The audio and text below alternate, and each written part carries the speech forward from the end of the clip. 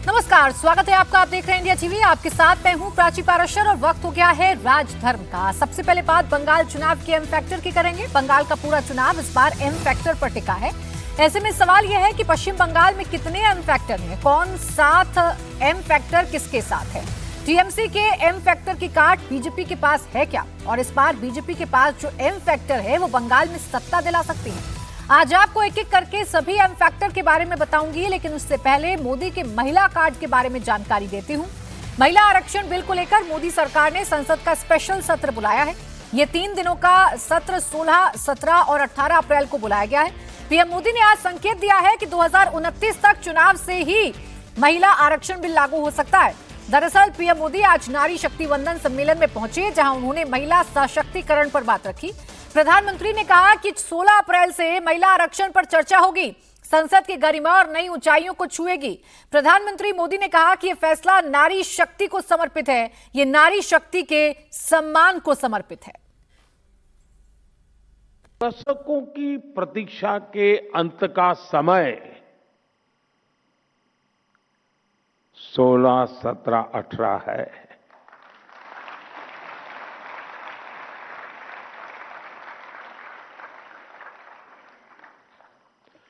दो 2023 में नई संसद में जो नया भवन निर्माण हुआ, उसमें हमने नारी शक्ति वंदन अधिनियम के रूप में प्रथम कदम उठाया था। वह समय से लागू हो सके, महिलाओं की भागीदारी हमारे लोकतंत्र को मजबूती दे, इसके लिए 16 अप्रैल से संसद के बजट सत्र की विशेष बैठक का आयोजन होने जा रहा है। 2023 में जब नारी शक्ति वंदन अधिनियम आया था, तब भी सभी दलों ने सर्वसम्मति से इसे पास कराया था।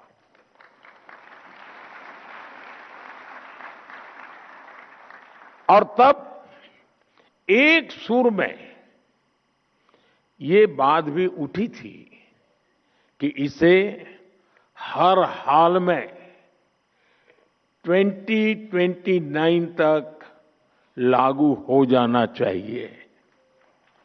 ये बात सबने कही थी। कानून पारित हो लेकिन लागू न हो, ये सदन में किसी को मंजूर नहीं था। और खास करके हमारे विपक्ष के सभी साथियों ने मुखर होकर के इस बात पर जोर डाला था कि 2029 में ये लागू होना चाहिए। प्रधानमंत्री मोदी ने नारी वंदन अधिनियम की बात की। महिला आरक्षण बिल को लेकर पीएम मोदी के मास्टर स्ट्रोक की तरह से देखा जा रहा है।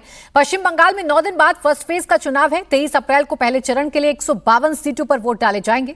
लेकिन इस बार वोटिंग के फैक्टर कौन कौन होंगे, किस किस फैक्टर पर वोटिंग का असर होगा, मोदी का मैजिक चलेगा या ममता दीदी जीत का चौका लगाएंगी, महिला वोटर्स किसका साथ देंगी, इसे समझने के लिए सबसे पहले आपको बंगाल चुनाव के एम फैक्टर को समझना होगा। आइए मैं आपको बताती हूं कि बंगाल का चुनाव किन एम फैक्टर्स पर निर्भर करता है और ये एम फैक्टर्स किसको जिता सकते हैं।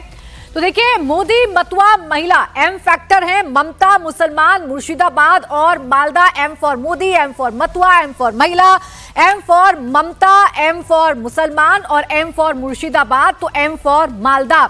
ये वो तमाम एम फैक्टर्स हैं पश्चिम बंगाल के जो जीत और हार तय करते हैं। अब मोदी फैक्टर कितना चलेगा, महिला फैक्टर कितना चलेगा, मतुआ फैक्टर कितना चलेगा, या फिर वो फैक्टर जो ममता बनर्जी के साथ इंटैक्ट दिखता है, चाहे मुसलमान की बात करें, मुर्शिदाबाद की बात करें, ये एम फैक्टर चलेगा। इस पर ही पश्चिम बंगाल का पूरा चुनाव निर्भर करता है।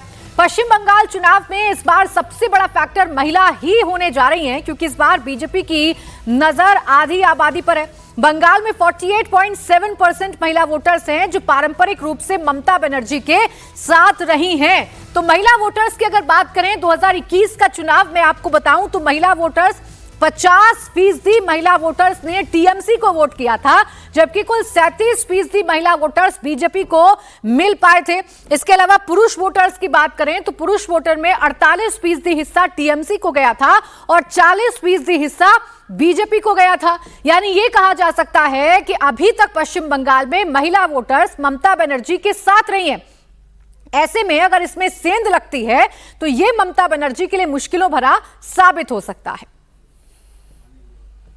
70 साल में आपने लेफ्ट को मौका दिया, कांग्रेस को मौका दिया, टीएमसी को मौका दिया। अब एक मौका मोदी को दीजिए।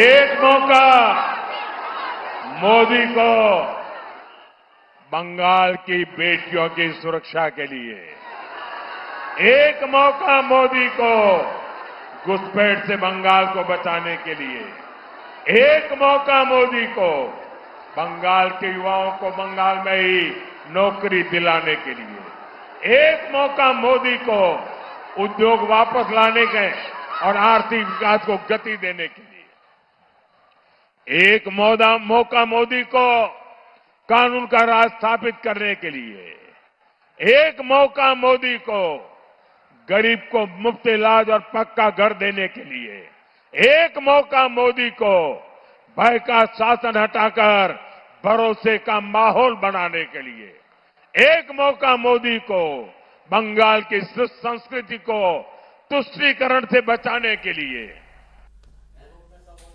तो प्रधानमंत्री नरेंद्र मोदी नारी शक्ति की अहमियत को पहचानते हैं, इसीलिए उनकी हर योजना में महिलाओं के लिए स्पेशल फोकस होता है। बंगाल में भी बीजेपी ने महिला वोट के लिए कई संकल्प लिए हैं। बीजेपी ने सरकार बनने पर महिलाओं को हर महीने 3,000 रुपए, सरकारी नौकरी में 33% आरक्षण, सरकारी बसों में मुफ्त यात्रा का जो ऐलान है वो बीजेपी की तरफ से किया गया है। बीजेपी के संकल्प पत्र में किन किन बातों के बारे में जिक्र किया गया है? हर महीने महिलाओं को 3,000 रुपए दिया जाएगा अगर बीजेपी की सरकार बनती है तो। सरकारी नौकरी में 33% आरक्षण दिया जाएगा, सरकारी बसों में मुफ्त यात्रा दी जाएगी, सुरक्षा के लिए दुर्गा सुरक्षा स्क्वाड तैयार किया जाएगा। गर्भवती महिलाओं के लिए भी बीजेपी ने संकल्प पत्र में 21,000 रुपए की बात कही है और ग्रेजुएशन में एडमिशन पर 50,000 रुपए देने का संकल्प बीजेपी ने लिया है। जबकि टीएमसी का आप संकल्प पत्र देखेंगे या टीएमसी का वादा अगर आप देखेंगे तो टीएमसी ने सिर्फ हर महीने 1,500 रुपए देने का वादा महिलाओं से किया है। इसके कंपैरिजन में एक भारी भरकम जो ऐलान है वो बीजेपी की तरफ से किया गया है। बीजेपी हर महीने 3,000 रुपए देने का वादा कर रही है, जबकि टीएमसी ने कुल 1,500 रुपए देने का वादा किया है। इसके अलावा बीजेपी ने वादा किया है कि सरकारी नौकरी में 33% आरक्षण पश्चिम बंगाल में महिलाओं को दिया जाएगा। बीजेपी ने वादा किया है कि बसों में मुफ्त यात्रा भी महिलाओं को पश्चिम बंगाल में दी जाएगी। आज उत्तर प्रदेश में न कर्फ्यू है न दंगा है, आज उत्तर प्रदेश में सब चंगा है। टेरर समाप्त, तुष्टीकरण समाप्त, माफिया राज समाप्त, कटमनी समाप्त, करप्शन समाप्त और माफिया और टेरर के ऊपर यूपी का बुलडोजर कैसे चलता है आपने देखा होगा, धड़धड़ा के चलता है। ये जो बुलडोजर खड़े हैं ना, ये बुलडोजर सड़क ही नहीं बनाता है, माफिया की पसली को भी तोड़ता है, खूब तोड़ता है। बेटी और बहन की इज्जत पर हाथ डालने वाले गुंडे के पसली को मचल डालता है ये बुलडोजर। बीजेपी इस बार बंगाल से भय को खत्म करना चाहती है, भय की जगह भरोसा देना चाहती है। तभी तो देश के होम मिनिस्टर अमित शाह कह रहे हैं कि बीजेपी की सरकार बनने पर बेटियों को डरने की जरूरत नहीं रहेगी, बेटियां निडर होकर रात में भी स्कूटी चलाया करेंगी। दीदी का एक भाषण सुन रहा था, वो यहां के बहुमत समाज को डरा रही थी, अगर टीएमसी नहीं होगी तो बहुमत समाज का अस्तित्व नहीं होगा। अरे दीदी, सदियों से हम यहां रह रहे, आप कौन होती हो हमें डराने वाली? आपके शासन में मुर्शिदाबाद में दंगे हुए, आप कहां गई थी? आपके शासन में रामनवमी पर हमला हुआ, आप कहां गई थी? आपके शासन में सरस्वती पूजा पर रोक लगी, आप कहां गई थी? ये दीदी से डरने की जरूरत नहीं है। ममता दीदी कहती है कि महिलाओं को शाम के 7 बजे के बाद घर से नहीं निकलना चाहिए। अरे ममता दीदी, शर्म करो, शर्म करो। एक महिला मुख्यमंत्री होकर आप बंगाल की माताओं बहनों की सुरक्षा नहीं कर सकती। मैं आपको विश्वास दिलाता हूं, कमल फूल की सरकार बना दो, हम रात को 1 बजे भी छोटी बच्ची स्कूटी पर निकल पाए, इस तरह का बंगाल बना कर देंगे। बंगाल चुनाव में महिला फैक्टर के अलावा एक और अहम फैक्टर है, वो है मतुआ। बंगाल में चाहे लोकसभा चुनाव हो या विधानसभा चुनाव, मतुआ समाज के वोट बैंक पर सबकी नजर रहती है। कहते हैं बंगाल में सत्ता की चाबी मतुआ वोटर्स ही रहते हैं। अब मैं आपको बताती हूं कि आखिर मतुआ समाज के लोग हैं कौन। मतुआ समाज के लोग मुख्य रूप से बांग्लादेश से हिंदू शरणार्थी हैं, जो 1947 और 1971 के विभाजन के दौरान पश्चिम बंगाल में आकर बस गए। आंकड़ों की बात करें तो इनकी आबादी करीब 3 से 5 करोड़ के बीच है। जनसंख्या के हिसाब से बंगाल में 20 से 25% वोटर मतुआ समाज से हैं, जो 30 से 40 सीटों पर निर्णायक भूमिका अदा करते हैं। वहीं 70 सीटों पर इनका असर देखने को मिलता है। अगर जिलों की बात करें तो मतुआ आबादी हावड़ा, हुगली, नादिया, नॉर्थ और साउथ 24 परगना में सबसे ज्यादा है। इसीलिए मोदी अपनी रैलियों में मतुआ समाज की बात करते हैं। मतुआ समाज के साथ हमेशा खड़े रहने का वादा भी करते हैं। टीएमसी अपने महाया जंगल राज को बचाने के लिए झूठ की भी फैक्ट्री चला रही है। विशेष रूप से हमारे मतुआ और नामशूद्र परिवारों को टीएमसी के झूठे से बहुत सतर्क रहना होगा। मोदी आपके साथ है, देश का संविधान आपके साथ है। आपको मोदी ने सीएए के तहत संविधान की गारंटी दी है। संविधान देश के नागरिक को जो भी गारंटी देता है, वही गारंटी आपके पास भी है। टीएमसी की निर्मम सरकार आपका कुछ नहीं बिगाड़ सकती, इसलिए आपको भयभीत होने की कोई जरूरत नहीं है। साथियों, हम ये भी देख रहे हैं कि उत्तर बंगाल के जिलों में घुसपैठ से कितना बदलाव आ रहा है। सामाजिक संतुलन बिगड़ रहा है, भाषा बोली में, संस्कार संस्कृति में अंतर आ रहा है, मेहनत मजदूरी के काम में घुसपैठियों का कब्जा हो रहा है। इसको अभी नहीं रोका गया तो बहुत देर हो जाएगी। इसलिए मेरा मंत्र याद रखिए, कमल खिलाओ, घुसपैठिया भगाओ, कमल खिलाओ, कमल खिलाओ। अब बंगाल में तीसरे अहम फैक्टर की भी बात करते हैं, वो है मोदी फैक्टर। नरेंद्र मोदी इस समय दुनिया के सबसे पॉपुलर लीडर्स में से एक हैं, सबसे बड़े मास पॉपुलर हैं, बीजेपी के सबसे लोकप्रिय चेहरा है। मोदी की एक झलक के लिए पब्लिक घंटों इंतजार करती है। मोदी की दीवानगी का ग्राफ समय के साथ लगातार बढ़ता जा रहा है। मोदी को जीत की गारंटी माना जाता है। मोदी हमेशा कुछ नया एक्सपेरिमेंट करते हैं, पब्लिक से कनेक्ट करने की हमेशा नई कोशिश करते हैं। ऐसा ही कुछ पश्चिम बंगाल में देखने को मिला। कल प्रधानमंत्री मोदी बंगाल के सिलीगुड़ी में थे। सिलीगुड़ी में पीएम मोदी अचानक बिना किसी प्रोटोकॉल के एक शादी समारोह में पहुंच गए। अक्षय जैन और श्रेया की शादी थी, तभी उन्हें शादी का सबसे शानदार तोहफा भी मिल गया। मेरे कारण आपको शादी में जो असुविधा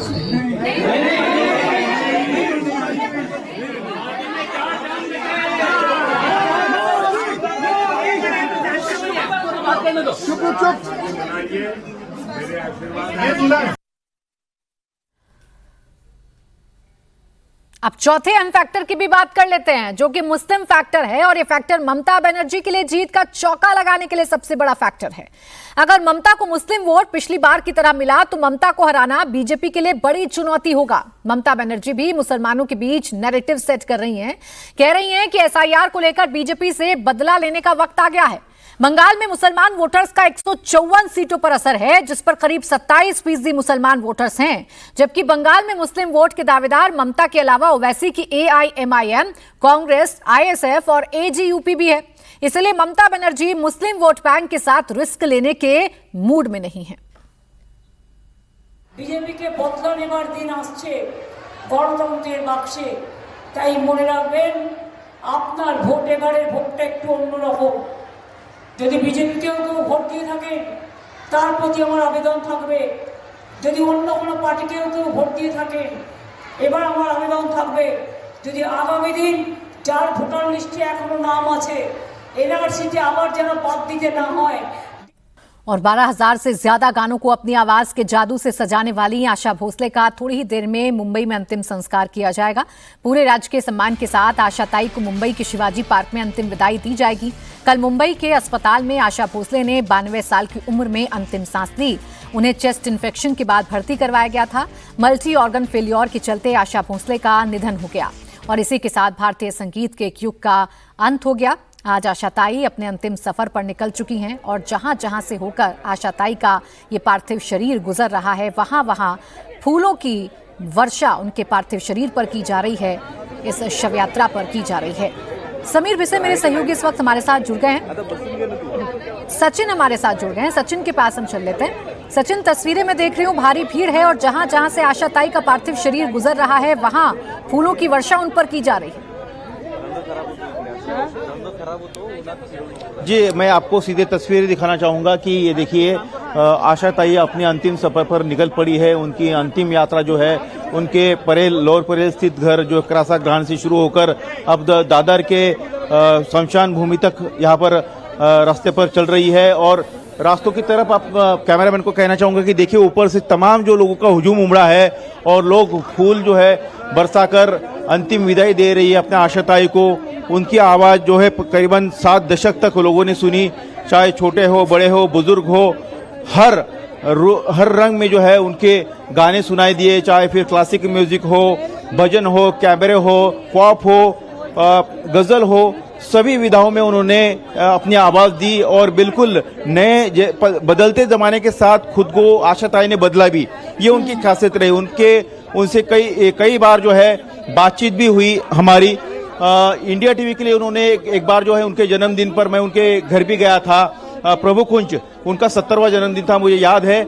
और तब उन्होंने कैमरे पर जो है अपने दर्शकों की, इंडिया टीवी के दर्शकों की बधाइयां स्वीकारी। उसके बाद दर्शकों के अनुरोध पर उन्होंने 2 घंटे तक प्राची जो है अपने गाने सुनाए, अपने आवाज से बैठकर उन्होंने गाने सुनाई। दर्शक जो है वो फरमाइश करते थे कि दीदी आपका ये गाना हमको पसंद है, ताई आपका ये गाना हमको पसंद है, ये गाने की 4 लाइन गुनगुना दीजिए। तो ऐसे आशा ताई ने करीबन 2 घंटे तक वो शो इंडिया टीवी के लिए किया था, मुझे वो याद है। जी बिल्कुल सचिन, और आज अपनी इन्हीं यादों को समेटकर आशा ताई इस दुनिया को अलविदा कह रही हैं, लेकिन उनकी आवाज हमेशा उनके चाहने वालों के दिल में जिंदा रहेगी। उनकी मीठी आवाज, उनके सुरीले गाने हमेशा उनके चाहने वालों के दिलों में जिंदा रहेंगे। तस्वीरें हम आपको दिखा रहे हैं। आशा ताई अपने अंतिम सफर पर निकल चुकी हैं।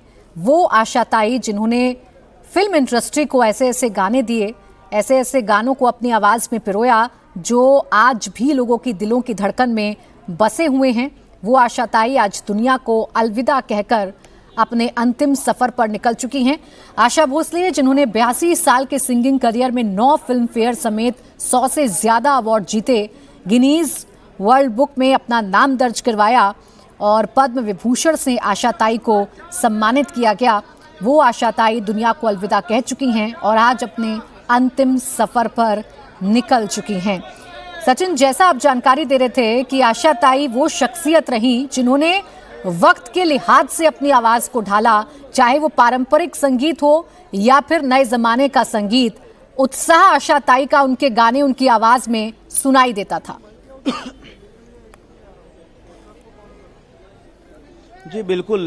देखिए, आशा ताई ने खुद को ढाला, इसलिए वो इतने लंबे समय तक जो है इस क्षेत्र में राज करती रही। एक तरह से सुरों की मलिका वो बनी हुई थी। उनका जीवन शुरू से ही संघर्ष भरा रहा, लेकिन उनसे सीखने के लिए, जैसे कि हमने बाकी जो अभी जो सिंगर है, नौसिखिया कुछ सिंगर है, उनसे हम जब बात करते हैं तब वो कहते हैं कि आशा ताई से हम उनको क्या सीखने मिलता है। आशा ताई से सीखने मिलता है कि जीवन में चढ़ और उतार जो है जीवन में आते रहता है, लेकिन उससे पार जाकर कभी भी गिव अप न करना, कभी भी जो है हार न मानना, ये आशा ताई से लोगों ने सीखा है। इंडस्ट्री के बहुत से लोगों ने ये सीखा है। जब उनका जीवन का संघर्ष 9 साल से शुरू हुआ, जब पिताजी का निधन हो गया, उसके बाद बड़े बहन के साथ जो है वो कुछ समय पर रही, लेकिन उनकी छाया, उनकी पर्सनालिटी इतनी बड़ी थी कि उस जमाने में लता मंगेशकर, शमशाद बेगम, गीता दत्त ऐसी बड़ी बड़ी जो है जो गायक थी, उनके बाद जो है आशा ताई का नंबर उसमें कहीं नहीं लगता था। तो उनके रिजिक किए हुए गाने जो है आशा ताई को मिलते थे। तो शुरू से ही उन्हें संघर्ष करना पड़ा। हालांकि संगीत का वारसा, संगीत की तालीम जो है उन्हें अपने पिता से, अपने घर से तो मिल रही थी, लेकिन अपनी बड़ी बहन और बाकी जो उस दौर की जो गायिकाएं थी उनके उस दौर से उनका कड़ा मुकाबला था। लेकिन आशा ताई ने हार नहीं मानी। उन्होंने नई विधाओं के साथ जो है अपने गाने गाए और उसको जो उस जमाने में कमजोरी समझा जाता था, जो उस संगीत की जो एक शैली थी, उस शैली से परे ये गाने की उनकी जो शैली थी उसको दुय्यम दर्जे का समझा जाता था, लेकिन उसको उन्होंने अपनी ताकत बना ली और वही ताकत उनके आगे उभर कर सामने आई। तो आशा ताई से इंडस्ट्री के लोग जब हम बात करते तो यही कहते हैं कि ये कोई एक बात नहीं थी कि जो उन्होंने शुरू में संघर्ष किया। 60 के दशक में अपने पति के साथ उनका तलाक होना, फिर 2 बेटों के साथ वो बाहर निकल जाना, घर से बाहर निकल जाना, फिर परिवार के साथ आना, तो ऐसे जीवन में चढ़ उतार उनके जीवन में आते रहे, लेकिन उन्होंने कभी हार नहीं मानी। जैसे कि उनके बेटी का निधन हुआ था, फिर उसके बाद उनके बेटे का भी निधन हो गया। तो ये जो सदमे उन्हें जीवन में लगातार ऊंचाई तो उनको मिलती रही, लेकिन उसके साथ साथ उन्हें दुख और दर्द भी उनके जीवन में आता रहा, लेकिन उससे वो कभी हताश या निराश नहीं हुई, बल्कि वो बदलते जमाने के साथ, बदलते परिवर्तन के साथ नई चुनौतियों को स्वीकार करते हुए आगे बढ़ती रही। और यही कारण है कि आशा जी इस मुकाम तक पहुंची है और इसीलिए उन्हें हर जमाने के लोग, चाहे वो बुजुर्ग हो, आज के नौजवान हो, पिछले पीढ़ी के लोग हो, आने वाली जनरेशन के लोग हो, वो सभी उनको याद करते हैं। मराठी संगीत भजन में भी उन्होंने काफी कुछ गाने गाए, गीत गाए, हर शैली में वो गाना गाती थी और यही उनकी एक खास शैली पहचान थी। प्राची, बिल्कुल यही उनकी पहचान थी और यही पहचान हमेशा हमेशा के लिए सचिन अमर हो गई है। ये जो तस्वीर हम देख रहे हैं, मुंबई के जिन रास्तों से होकर आशा ताई का ये पार्थिव शरीर गुजर रहा है, वहां फूलों की वर्षा उन पर की जा रही है। आज जितने भी चाहने वाले हैं, जितने भी आशा ताई की आवाज के दीवाने हैं, आज आशा ताई को उनके अंतिम सफर पर विदाई दे रहे हैं। फूलों की बरसात उन पर की जा रही है। 8 सितंबर 1933 को सांगली महाराष्ट्र में आशा ताई का जन्म हुआ था। 10 साल की उम्र में पहली बार मराठी फिल्म माझा बाल के लिए चला चला नवबाला गीत गाया था आशा ताई ने, और तब से जो उनका कारवां शुरू हुआ, उनका जो सफर शुरू हुआ, आज वो खत्म हो रहा है। आज आशा ताई इस दुनिया को अलविदा कहकर अपने अंतिम सफर पर निकल पड़ी हैं। समीर भिसे मेरे सहयोगी भी इस वक्त हमारे साथ जुड़ गए हैं। जी समीर, एक ऐसे युग का अंत हो गया है जिसके गाने हमेशा हम सबके दिलों में जिंदा रहेंगे। बिल्कुल साक्षी, एक ऐसा जादू जो हर किसी के सर चढ़कर बोला और उसका जादू हमेशा कायम रहेगा, वो आशा ताई की आवाज थी, उनके वो नगमे थे, फिर वो सेमी क्लासिकल हो, गजल हो, ठुमरी हो, भक्ति संगीत हो, हर किसी गाने में, हर किसी पोइट्री में उनकी आवाज ऐसी ढल गई कि जो उससे कभी जुदा नहीं हुई। क्योंकि हम सुबह से इस रेसिडेंस में हैं जहां पर आशा ताई रहती थी। आज उनकी अंतिम यात्रा उन्हीं के घर से शुरू हुई है। उन्होंने अलविदा कहा है दुनिया को, लेकिन हमारे साथ वो रेसिडेंट्स हैं जिन्होंने आशा ताई को बिल्कुल करीब से देखा है। आप लोगों ने आशा ताई को अंतिम समय तक साथ में देखा है, उनको आना जाना रहा, कभी मुलाकात होती थी, बातचीत होती थी? हाँ जी, वी स्टिल कांट बिलीव कि हमारे बीच आज वो रही नहीं, and we are extremely sad to, it's a permanent void in our lives कि हम अभी तक बिलीव नहीं कर पा रहे हैं कि वो अभी हमारे बीच रही नहीं। जब भी वो हमको मिलती थी, हमारे बच्चों को मिलती थी, she was always smiling and she always used to be so humble. She used to love kids so much.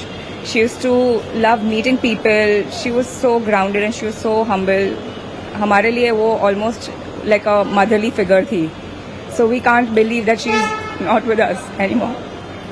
एक मदरली फिगर थी. आप बताएं कि 92 के एज तक इतना जिंदा दिल होकर जितना जीना, जिंदगी को इतने फुल ऑफ लाइफ हम जिसे कहते हैं, उस तरह से जीना आसान नहीं होता, खासकर एक संघर्ष के बाद.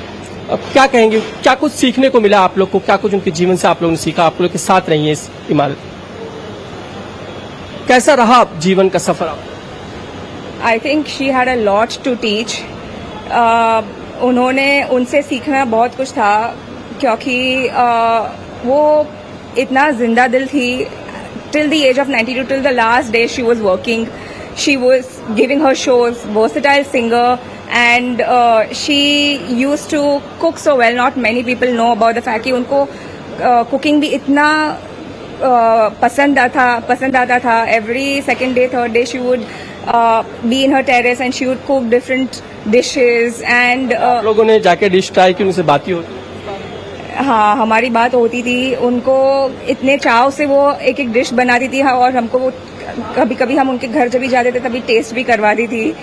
जितना उनको अपने सिंगिंग पे नाज नहीं था, उतना उनको अपने कुकिंग पे नाज था. And she was a very good cook. So and to the kids also, she was so good. Whenever she used to meet us in the garden and in the elevator, she used to love talk to all of us so well. And she used to in terms of management and everything, she was exceptionally good. There was lots to learn from her. बिल्कुल साक्षी, ये है वो लोग जिन्होंने आशा ताई को बिल्कुल आखिरी समय तक देखा, उनकी जिंदा दिली को देखा. फिर जैसे जिक्र कर रही थी कि कुकिंग उनकी एक बहुत बड़ी हॉबी रही. जितना गाना उन्होंने गाया, जितना संगीत उन्हें पसंद था, जितना रियाज उन्होंने उसके लिए जिंदगी भर किया, उतना ही कुकिंग में भी हाथ आजमाया, रसोई में भी हाथ आजमाया. एक पूर्णतः जिंदगी का संपूर्णता अगर हम कहें तो आशा ताई का वो पूरा जीवन नजर आता है. जितने सुरों का उतार चढ़ाव, निजी जीवन रहा, लेकिन उसके साथ सुर से उनका जो नाता था वो टूटा नहीं. लगातार संगीत से जुड़ी रहीं, और इसी का नतीजा है कि 2011 में गिनीज वर्ल्ड रिकॉर्ड में नाम दर्ज हुआ. सबसे ज्यादा गाने का रिकॉर्ड आशा ताई ने ही दर्ज करवाया. फिल्मी गाने, पॉप, गजल, भजन, शास्त्रीय संगीत सहित कई शैलियों में 12,000 से ज्यादा गीत, यानी 12,000 से ज्यादा गाने आशा ताई ने गाए. 2008 में पद्म विभूषण से सम्मानित किया गया आशा ताई को, और 2000 में दादा साहेब फाल्के पुरस्कार से सम्मानित किया गया, और 1997 में ग्रैमी अवार्ड के लिए नॉमिनेट होने वाली पहली भारतीय बनी थी आशा ताई, जिन्होंने महज 10 साल की उम्र में गाना गाना शुरू किया था. हालांकि निजी जीवन संघर्षों भरा रहा. बड़ी छोटी सी उम्र में ही तलाक हुआ, परिवार से नाता टूटा, लेकिन फिर भी आशा ताई ने अपने आप को संजो कर रखा, अपने आप को संभाल कर रखा, और शुरू से उनका जो नाता था वो हमेशा कायम रहा. बहुत कम लोग ये जानते हैं कि वो आशा ताई जिन्हें पद्म विभूषण से सम्मानित किया गया, वो आशा ताई जो 2011 में गिनीज वर्ल्ड रिकॉर्ड में अपना नाम दर्ज करवा पाई, या वो आशा ताई जिन्हें 1997 में ग्रैमी अवार्ड के लिए नॉमिनेट किया गया था. कभी आशा भोसले को उनकी खराब आवाज वजह बताकर किशोर कुमार के साथ रिकॉर्डिंग स्टूडियो से बाहर निकाल दिया गया था. एक वो वक्त था, लेकिन आशा ताई ने हार नहीं मानी. अपनी आवाज के दम पर, अपनी अलग अलग शैली के दम पर, अपनी मेहनत के दम पर आशा ताई ने बॉलीवुड में, सिर्फ बॉलीवुड में नहीं, पूरे देश और पूरी दुनिया में अपनी एक अलग पहचान बनाई है. और आज ऐसी शख्सियत हम सबको अलविदा कहकर अपने अंतिम सफर पर निकल चुकी है. वो लोग जो आशा ताई को जानते हैं, वो लोग जो आशा ताई के गानों से प्रेम करते हैं, जो आशा ताई से प्रेम करते हैं, आज बड़ी नम आंखों के साथ आशा ताई को विदाई दे रहे हैं. आशा भोसले को विदाई दे रहे हैं. पूरे राजकीय सम्मान के साथ आशा भोसले का अंतिम संस्कार किया जाएगा. उनका पार्थिव शरीर, उनका पार्थिव देह इस वक्त अंतिम यात्रा पर निकल चुका है. राजेश मेरे सहयोगी भी इस वक्त हमारे साथ जुड़े हुए हैं. राजेश, आज कैसे मुंबई आशा ताई को याद कर रहा है?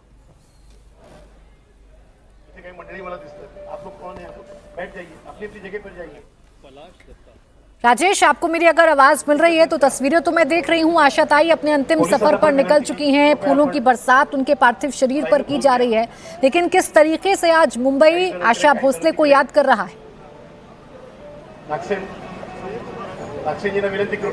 देखिए प्राची, मुंबई गमगीन है, पूरा देश गमगीन है और मुंबई में भी लोग जिस तरीके से आशाताई को प्यार करते थे, यही वजह है कि हमने कई जगहों पर देखा कि जो आपस में बातचीत भी हो रही है उसमें लोग इसका जिक्र कर रहे हैं। लोग आशाताई के जाने से दुखी हैं। तो फिलहाल उनका जो घर है जो मुंबई के लोअर परेल में स्थित है, तो वहाँ से अंतिम यात्रा उनकी शुरू हो गई है। और जहां मैं मौजूद हूं, यहां पंच तत्वों में विलीन होंगी आशा भोसले, वहां पे मैं मौजूद हूं और यहां पर भी बड़े और नामी गिरामी सितारे जो हैं वो यहां पर पहुंचने शुरू हो गए हैं। विवेक ओबरॉय यहां पर पहुंचे हैं और उम्मीद की जा रही है कि महाराष्ट्र राज्य के जो तमाम बड़े कर्ता धर्ता हैं, मुख्यमंत्री हो, उप मुख्यमंत्री हो, वो भी यहां पर पहुंचेंगे। तो यहाँ पर अंतिम दर्शन के लिए थोड़ी देर के लिए रखा जाएगा आशा भोसले के पार्थिव शरीर को। उसके बाद पंचतत्व विलीन होंगे, उसके बाद उनकी अंत्येष्टि जो है वो यहाँ पर होगी। आप तस्वीरें देख रहे होंगे। यहाँ पर हम आपको बताएं कि शमशान के बाहर, यह शमशान भूमि जो है उसके बाहर भी लोग भारी संख्या में इकट्ठा हुए हैं। आशा भोसले के परिवार की तरफ से कहा गया था कि जिन्हें भी अंतिम दर्शन करना हो वो घर पर पहुंचे, लेकिन उनके चाहने वालों की संख्या इतनी ज़्यादा है क्योंकि एक तरीके से ये युग का अंत हुआ है प्राची। यही वजह है कि उनके एडमायरर्स जो हैं उनकी संख्या बहुत ज़्यादा है। तो घर पर तो लोग दर्शन करने के लिए पहुंचे ही थे, रास्ते में भी हमें पता चल रहा है कि वहाँ पर भी लोग खड़े हैं और शमशान भूमि जहाँ पर मैं मौजूद हूँ वहाँ भी बाहर में जो है वो लोग जो है अच्छी खासी संख्या में पहुँचे हुए हैं। तो अंतिम यात्रा पर है आशाताई। अब तकरीबन 4 बजे के करीब में यहाँ पर उनका पार्थिव शरीर पहुंचेगा। उसके बाद पंचतत्व में उन्हें विलीन किया जाएगा। जी प्राची, बिल्कुल पूरे राजकीय सम्मान के साथ आशाताई का अंतिम संस्कार किया जाएगा। तमाम तैयारियां पूरी हो चुकी हैं। बॉलीवुड जगत से जुड़ी हुई जितनी भी बड़ी हस्तियां हैं आज अपने ही अंदाज में आशाताई को याद कर रही हैं। कल से ही उनके घर पर बॉलीवुड सितारों का जमावड़ा है। आशाताई के अंतिम दर्शनों के लिए भारी भीड़ उमड़ पड़ी है और जो लोग उनके घर पर जाकर उनके अंतिम दर्शन नहीं कर पाए हैं वो लोग भी आज सड़कों पर निकलकर आशाताई के अंतिम दर्शन कर रहे हैं, उन्हें नम-आंखों से विदाई दे रहे हैं। मुंबई की जिन सड़कों से होकर यह अंतिम यात्रा निकल रही है आशा भोसले की, वहां लोगों की भारी भीड़, लोग जहां पर हैं वहीं से आशाताई को देखना चाहते हैं, उनके पार्थिव शरीर को देखना चाहते हैं। और कई जगहों की तस्वीरें हमने आपको दिखाई जिन घरों के पास से होकर आशाताई का ये पार्थिव शरीर गुजर रहा है, उन घरों से फूलों की बरसात की जा रही है, फूल बरसाए जा रहे हैं। और यही है आशाताई की शख्सियत, जिन्होंने 12,000 से ज्यादा गाने गाकर गिनीज वर्ल्ड रिकॉर्ड में अपना नाम दर्ज करवाया और 20 से ज्यादा भाषाओं में आशाताई ने गाने गाए। 12,000 से ज्यादा गाने गाए, जिसमें पॉप हैं, गजल हैं, भजन हैं, शास्त्रीय संगीत है। तमाम शैलियों में पूरी तरीके से आशा भोसले एक मंझी हुई कलाकार थी। और अब जब वो अपने अंतिम सफर पर निकल चुकी हैं तो उन्हें नम आंखों के साथ विदाई दी जा रही है और पूरे राजकीय सम्मान के साथ उनका अंतिम संस्कार किया जाएगा।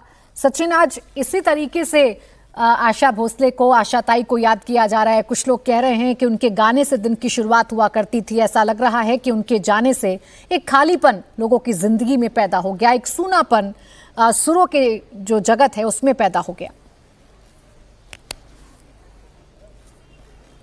जी बिल्कुल प्राची, जैसे कि आपने बताया कि लोगों की गाने की ये दिन की शुरुआत या फिर रात में उनका जो दिन का जो अंत होता था वो आशा जी के गाने सुनकर ही होता था, क्योंकि इतने अलग वैरायटी के गाने उन्होंने गाए हैं और हर पीढ़ी को उन्होंने अपने आप से कनेक्ट किया है।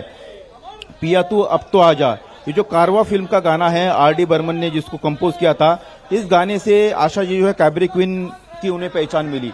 तो आप देखिए किस तरह का यह अलग मिजाज का गाना था। उसके बाद एक बगावत वाला एक गाना था, दम मारो दम, हरे राम हरे कृष्णा फिल्म का ये सुपरहिट गाना, आज भी युवा उससे कल्ट करता है, उससे कनेक्ट करता है अपने आप को। तो अलग अलग तरह के गाने हैं। अगर हम रोमांटिक गाने की बात करें तो यादों की बारात का गाना कोई भी नहीं भूला सकता, चुरा लिया है तुमने जो दिल को। इस गाने की ट्यून जहां भी बजती है लोग अपने आप ये गाना गुनगुनाने लगते हैं। तो ऐसे अलग विधाओं में उन्होंने गाने गाए। लता मंगेशकर के साथ उन्होंने उससे फिल्म का जो गाना गाया कि मन बहका रे बहका, मन क्यों बहका रे बहका, वो गाना आप आज कीजिए, लोग अपने आप वो गाना सुनेंगे, गाना गुनगुनाने लगते हैं। दोनों बहनों की उसमें जुगलबंदी थी एक तरफ से देखा जाए तो। तो ऐसे अलग अलग विधाओं के उन्होंने गाना गाया। उसके बाद 80 की उम्र के बाद उन्होंने जब गाना गाया, रंगीला फिल्म गाई थी 2006 में, मेरे ख्याल से 2005 या 6 में, तो रंगीला फिल्म के गाना यारे का गाना, देखिए एक युवा उससे कितना कनेक्ट हुआ। उसके बाद सत्या फिल्म का एक गाना आया था, सपने में मिलती है, कुड़ी मेरी सपने में मिलती है। ऐसे बहुत से, मैं 12,000 गाने हैं, किन किन गानों को ये लोग याद करेंगे और किन किन गानों को नहीं। इतनी महान ये गायिका थी, कलाकारा थी कि हर रूप रंग ढंग में गाने के हिसाब से उन्होंने अपने आप को ढाला। शुरुआती दौर में ओपी नैयर साहब के साथ जब उनकी जोड़ी बनी, तब जो है उन्होंने कई सारे सुपरहिट फिल्म के गाने, तीसरे मंजिल का गाना, वो मेरे सोनारे सोनारे कोई नहीं भूल सकता, ऐसे कई सारे उन्होंने गाने दिए। उसके बाद लाइफ में फिर से एक बार ठहराव आया और उसके बाद उन्हें साथ मिला आर.डी. बर्मन का। पंचम दा के साथ उनकी जोड़ी खूब बनती थी। पंचम दा और आशा जी का कॉम्बिनेशन, मतलब गाना सुपरहिट होना है 100% गारंटी लोग मानते थे, और हुआ भी ऐसा ही हो। कई गाने जो है उन्होंने, दोनों ने सुपरहिट गाने दिए।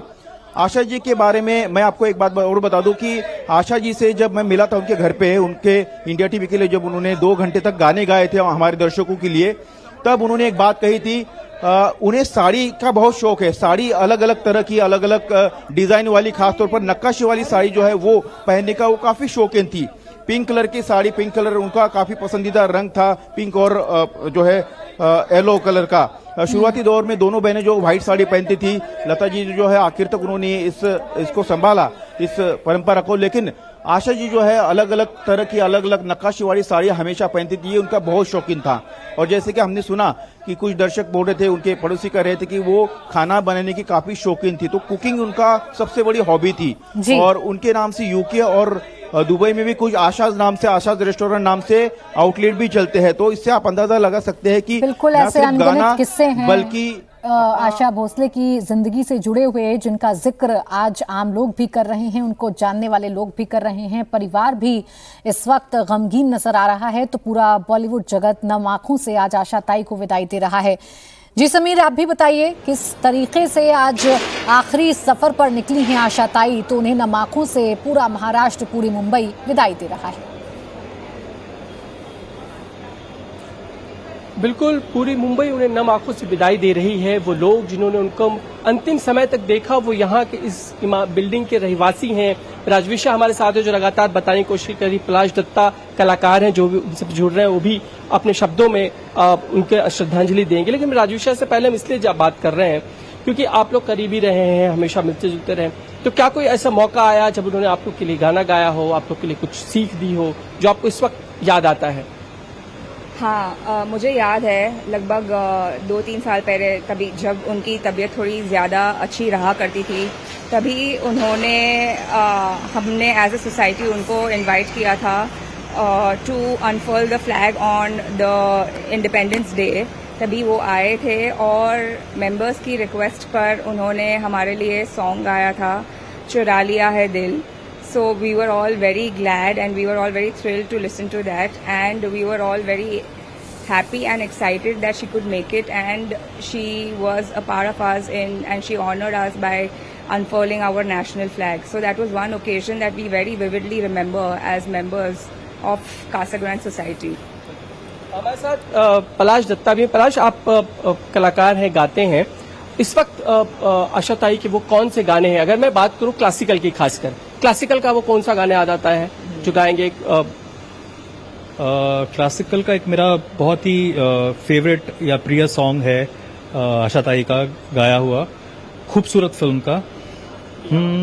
पिया बावरी पिया बावरी पिया बावरी पिया बावरी, पी कहाँ पिया पिया बोले रे, पिया बावरी पिया बावरी पिया बावरी। उनकी एक पहचान, खासकर वो उमराव जान की वो जो गजलें हैं, खासकर कि दिल चीज क्या है आप मेरी जान लीजिए, बस एक बार मेरा कहा मान लीजिए। आशा ताई के गानों ने जो कुछ सुर सजाए हैं सबके लिए, ये गजल हो जाए। उसके पहले मैं कुछ कहना चाहूंगा। आशा ताई नहीं रही हमारे बीच, ये तो हमें सबको पता है, पर आशा ताई खुद में एक सेलिब्रेशन थी, क्योंकि वो एक इतनी जिंदा दिल इंसान थी, चुलबुली थी, उनमें एक लड़कपन था तो और उन्होंने सारे रेंज के गाने गाए। 80 इयर्स से वो गाना गा रही है, जब से वो 10 साल की उम्र की थी, और सारे जनरेशन्स को उन्होंने अपने अंदाज से, अपने इमोशन से गाने के थ्रू उन्होंने सबको एंटरटेन किया। तो आपने किस गाने की फरमाइश की थी? उमराव जान की। इस अंजुमन में आपको, इस अंजुमन में आपको आना है बार बार, आना है बार बार। दीवार उधर को गौर से, दीवार उधर को गौर से पहचान लीजिए, दिल चीज क्या है आप मेरी जान लीजिए। आशा चाही हमारी जान तो लेके गई, पर हमारे जान में, हमारे दिलों में हमेशा बसी रहेगी। और बिल्कुल समीर, हमेशा अपने चाहने वालों के दिल में आशा ताई बसी रहेंगी। उनका एक एक गाना जिंदा रहेगा उनके चाहने वालों के दिल में। तैयारियां पूरी हो चुकी हैं, जो बड़े बड़े बॉलीवुड सेलिब्रिटीज हैं वो शमशान घाट पहुंच गए हैं और आशा ताई भी अपने अंतिम सफर पर निकल चुकी हैं।